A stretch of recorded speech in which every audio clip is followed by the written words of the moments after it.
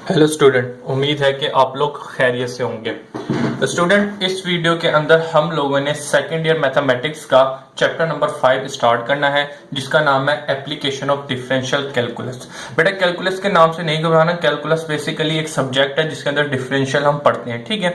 लेकिन यहाँ पे आ जाए एप्लीकेशन ऑफ डिफरेंशियल कैलकुलस। अब इस चैप्टर के अंदर आपको क्या करना होता है बेटा, आप लोगों ने अभी तक क्या किया होगा कि आपने डेरिवेटिव पढ़े हैं। अभी चैप्टर नंबर 4 हम लोगों ने कंप्लीट किया है, आप लोगों ने पढ़ा है। उसके अंदर चैप्टर 4 के अंदर हम लोग पढ़ते हैं डिफरेंशियल यानी कि डेरिवेटिव। आप लोगों ने हर किस्म के डेरिवेटिव यकीनन पढ़े होंगे, हर किस्म के, ठीक है। उसके रूल्स होंगे, जितने फार्मूले होंगे, सब चीजें आपने याद करी होंगी और अब आप डिफरेंशियल कर सकते हैं।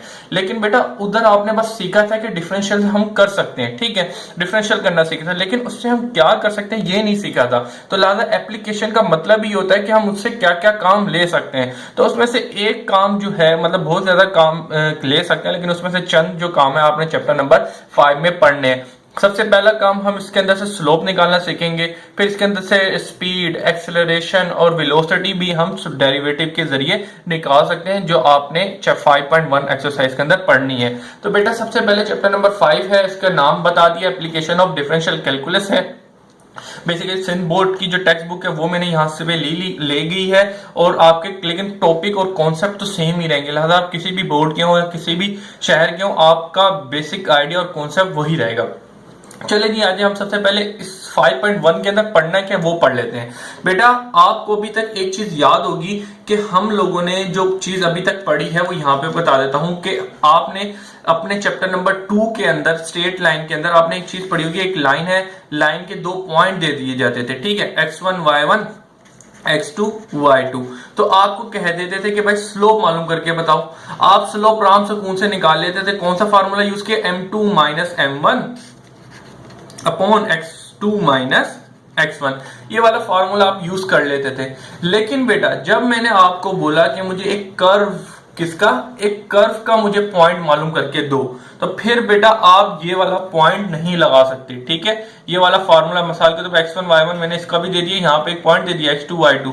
तो बेटा यहाँ पे आप कर्व लाइन का कभी भी, कर्व पाथ का कभी भी इस फॉर्मूले से स्लोप नहीं निकाल सकते। स्लोप बेसिकली m को बोलते हैं। तो लिहाजा आपको कर्व पाथ का स्लोप निकालने के लिए डिफरेंशियल करना पड़ता है। ये वाली बात आपको याद रखनी पड़ेगी। मिसाल के तौर पे बेटा, मुझे इस पॉइंट पे चाहिए, तो मैं यहाँ पे एक स्लोप मानूंगा, एक टेंजेंट मानूंगा और बोलूंगा भाई ये जो पॉइंट है, इस पॉइंट पे मुझे आप मालूम करके बताओ इसका स्लोप। तो बेटा x1 y1 ये हो जाएगा, ठीक है। तो अब आपको जो बात समझने वाली है कि क्या होगी, आपको क्वेश्चन में अक्सर दे दिया जाएगा भाई ये इक्वेशन है एक कर्व की, आप मुझे इसका स्लोप मालूम करके बताएं। आपने कुछ नहीं करना, डेरिवेटिव लेना है ऑन बोथ साइड। तो आपको पता है डी ओवर dx डिफरेंशियल को रिप्रेजेंट कर रहा होता है। इसी तरीके से डी ओवर dx यहाँ पे भी ले लेंगे।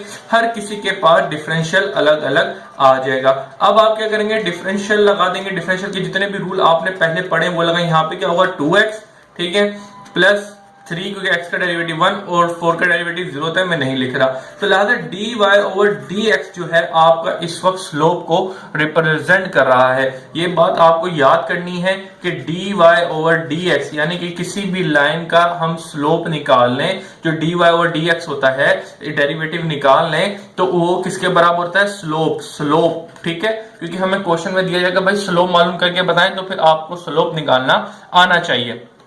आपको सिर्फ चैप्टर नंबर 5 के अंदर स्पेशल नंबर 5.1 के अंदर ये बात दिमाग में डाल लें कि भाई किसी भी लाइन का डेरिवेटिव ले लें तो उसका हमें स्लोप निकल के आ जाता है, ठीक है। तो लिहाजा dy ओवर dx किसके बराबर है, स्लोप, ठीक है।